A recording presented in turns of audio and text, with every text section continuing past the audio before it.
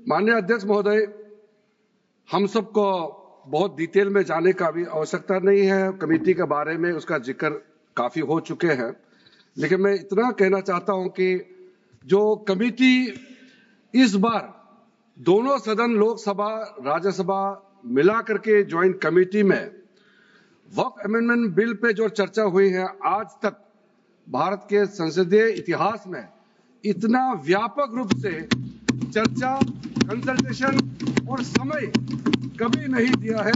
इसलिए मैं जो ज्वाइंट कमेटी में जितने मेंबर्स दोनों सदनों के लोकसभा और राज्यसभा में जो सदस्य उस कमेटी में थे, मेरे तरफ से सरकार की ओर से मैं धन्यवाद देता हूं, अभिनंदन करना चाहता हूं। अध्यक्ष महोदय जी, कुल मिलाकर के 97,27,772 याचिकाएं ऑनलाइन, फिजिकल, मेमोरेंडम के रूप में, रिक्वेस्ट के रूप में और सुझाव के रूप में पूरे तरह से सरकार ने देखा है। वो जेपीसी के माध्यम से हो या डायरेक्ट दिया हो, हमने सब उसको देखा है। इससे बड़ा कभी भी, इससे ज्यादा संख्या में किसी भी बिल के ऊपर में लोगों का याचिकाएं नहीं आया आज तक। कुल मिलाकर के 284 डेलीगेशन ने अलग अलग समुदाय के जो स्टेक होल्डर्स है, उन्होंने कमेटी के सामने में अपने बात को रखा है, सुझाव भी दिया है। 25 स्टेट गवर्नमेंट और यूनियन टेरिटरीज का वक्फ बोर्ड्स ने अपना सबमिशन भी पेश किया गया है। इसके अतिरिक्त कई लीगल लुमिनरीज, विद्वान लोग हैं हमारे समाज में, कम्युनिटी लीडर्स हैं, अलग अलग धार्मिक संस्थाओं का प्रतिनिधि, charitable organisation, civil society, academicians, researchers, policy makers, सब ने इस कमेटी के सामने में पेशकश किया है। उसके साथ साथ मैं कहना चाहता हूं सर, आज जब मैं जो बात रखूंगा आपके सामने में, पिछली बार जब हमने ये प्रस्तुत किए थे बिल को इस सदन में, तब भी मैंने कई बातें बताई थी। आज मैं उसको नहीं दोहराते हुए कुछ बातें मैं जोड़ूंगा, और मुझे अपना बात रखने के बाद सिर्फ उम्मीद ही नहीं, पूरा यकीन है कि जो लोग इस बिल को विरोध कर रहे थे, वो हृदय में भी बदलाव होगा। पॉजिटिव सोच के साथ इस बिल में सब समर्थन करेंगे, ये मैं विश्वास के साथ आगे अपना बात रखना चाहता हूं। क्योंकि मैं पॉजिटिव नोट से बात रखना चाहता हूं, तो इसलिए एक मेरे जो मन की बात है मैं कहना चाहता हूं, तो इससे अच्छा संदेश जाए। किसी की बात कोई, अध्यक्ष महोदय, किसी की बात कोई बदगुमान ना समझे, इस जमीन का दर्द कभी आसमान ना समझेगा। ये मैं दिल से कह रहा हूं, क्योंकि अच्छा सोच के साथ, बड़ा दिल के साथ, खुले मन से मैं ये प्रस्ताव आपके सामने में पेश कर रहा हूं। सर, कई लोगों ने अपने अपने तरीके से बातें रखी हैं। किसी ने कहा ये प्रावधान अनकॉन्स्टिट्यूशनल है, गैर संवैधानिक है। किसी ने कहा ये इलीगल है, अनलॉफुल है। सर, ये बिल जो हम लोग जिक्र कर रहे हैं, कोई नया विषय नहीं है। आजादी से पहले ये बिल, जब पहली बार मुसलमान वक्फ वैलिडेटिंग एक्ट पास किया गया था 1913 में, तब से इसका इतिहास शुरू होता है। उससे पहले प्रिवी काउंसिल ने 1894 में इनवैलिडेट किया था वक्फ अल औलाद को। बाद में उसका प्रॉपर लीगल फॉर्म में 1913 के बाद फिर 1923 में द मुसलमान वक्फ एक्ट लाया गया था, जिसमें अकाउंटिंग और ट्रांसपेरेंसी के बारे में ये जोर उसको देते हुए ये एक्ट पास किया गया था। उसके बाद 1930 में द मुसलमान वक्फ वैलिडेटिंग एक्ट लाया गया है, जो रीइंफोर्स करता है legal validity of the family waqf. परिवार में जो वक्फ होता है उसको जोड़ देते हुए ये बिल लाया गया है। उसके बाद आजादी के बाद 1954 में 1954 में वक्फ एक्ट पहली बार आजाद भारत का एक्ट बनी, और उस समय स्टेट वक्फ बोर्ड का भी प्रावधान उसी 1954 एक्ट में प्रावधान किया गया था। उस समय से लेकर के कई संशोधन के साथ में 1995 में व्यापक रूप से ये वक्फ एक्ट बनी है। तो उस समय किसी ने नहीं कहा कि ये एक्ट अनकॉन्स्टिट्यूशनल है, किसी ने नहीं कहा उस समय ये अनलॉफुल है। आज जब हम उसी बिल को सुधार के ला रहे हैं तब आपको ये अनकॉन्स्टिट्यूशनल अनलॉफुल का ये शब्द इस्तेमाल करने का आपको ये नौबत कैसे आया, ये सोच क्यों आया? अगर आप सच्चे दिल से सोचते और मन साफ होते तो आप तर्क पे जाते।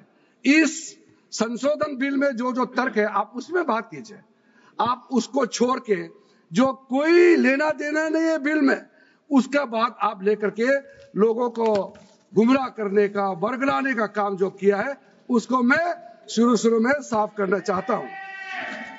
अध्यक्ष महोदय जी, 1995 में ट्राइब्यूनल का पहला व्यवस्था किया गया है ताकि वक्फ बोर्ड का कोई भी निर्णय किसी को अगर पसंद नहीं है या उसको चैलेंज करना चाहता है तो वक्फ ट्राइब्यूनल वहां आप जा सकते हैं। उसका प्रावधान पहले बार हुए हैं और उस समय यह भी फैसला हुआ कि 5 लाख से ज्यादा आमदनी किसी वक्फ प्रॉपर्टी में है उसके लिए सरकार एग्जीक्यूटिव ऑफिसर्स अपॉइंट किया जाएगा। ये भी 1995 में शुरुआत की है। अध्यक्ष महोदय जी, ये आज एक ट्रिगर पॉइंट क्यों हुआ है?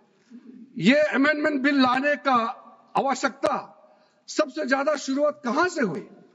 मैं संक्षेप में बताना चाहता हूं। 2013 में 2014 में हम सब चुनाव में गए और चुनाव में जाने से पहले 2013 में कुछ कदम ऐसे उठाए गए हैं जो आप सुन करके, आप सदस्य के रूप में भी और इस देश का नागरिक होने के कारण आपके दिमाग में यह बात जरूर सवाल उठेगा कि ऐसा कदम क्यों उठाया गया है। सर, 2013 में पहला यह बदलाव हुआ कि इस देश में कोई भी आदमी, कोई भी इंसान, चाहे वो हिंदू हो, मुसलमान हो, सिख हो, ईसाई हो, पारसी हो, बौद्ध हो, जैन हो, वक्फ क्रिएट कर सकता है। सबको मालूम है वक्फ एक मुसलमान का अल्लाह के प्रति अपना एक उसका एक पायस चैरिटेबल रिलीजियस पर्पस के लिए वक्फ क्रिएट किया जाता है, लेकिन उसमें डाइल्यूशन करके 2013 में कोई भी वक्फ क्रिएट कर सकता है। यह प्रावधान सबसे पहले उस समय की यूपीए सरकार ने किया है। दूसरा, आपने सारा वक्फ को स्पेसिफिक कर दिया कि शिया बोर्ड में शिया ही रहेंगे, सुन्नी बोर्ड में सिर्फ सुन्नी ही रहेंगे और कोई भी बोर्ड हो सिर्फ उनके लोग ही रहेंगे, बाकी कोई उसमें आ नहीं सकता है। ऐसा आपने प्रावधान किया। तीसरा, 2008, सर आप शांति से सुनने के बाद आप जो भी पूछेंगे हमारा रिप्लाई तो आएंगे ही सर। डिबेट का आखिरी में है, मेरा फिर से रिप्लाई होगा। तो अभी मैं जब शुरुआत में कुछ दृष्टिकोण रख रहा हूं, इसमें कोई हस्तक्षेप ना करे, ध्यान से सुनिए ताकि हमारा डिबेट का स्तर भी ऊंचा रहे और तर्क भी सामने में आ जाए। सर, एक प्रावधान आया सेक्शन 108। उस सेक्शन 108 में यह लिखा गया है कि वक्फ बोर्ड का जो प्रावधान है इस देश में कोई भी मौजूदा कानून के ऊपर में रहेगा, ओवरराइडिंग इफेक्ट रहेगा। ऐसा आपने कानून बनाया है। इस देश में ऐसा कानून कैसे मंजूर कर सकते हैं अध्यक्ष महोदय जी? हर कानून अपना अपना हिसाब से चलता है, लेकिन एक कानून दूसरे कानून के ऊपर में ओवरराइडिंग इफेक्ट होगा, ये कोई भी मान्यता नहीं दे सकता है। उसके बाद सर, मैं कुछ प्रोपोगेंडा साथ में जुड़े हुए हैं। उससे पहले जो 2013 में मुझे भी बहुत ताज्जुब हुआ कि ये पास कैसे जबरदस्ती करवाया है। 2013 में वक्फ पे यूजर जो आपने प्रावधान डाला, उसके बाद 1970 से एक केस चल रहा था दिल्ली के अंदर में। दिल्ली के अंदर में हमारा सीजीओ कॉम्प्लेक्स है, पार्लियामेंट बिल्डिंग है, कई प्रॉपर्टीज है और इसको वक्फ बोर्ड, दिल्ली वक्फ बोर्ड ने क्लेम किया कि ये वक्फ प्रॉपर्टीज है। उसके बाद ये केस चल रहा था अदालत में। उस समय यूपीए सरकार ने पूरा सारा जमीन को डी नोटिफाई करके वक्फ बोर्ड को दे दिया। 123 प्रॉपर्टी।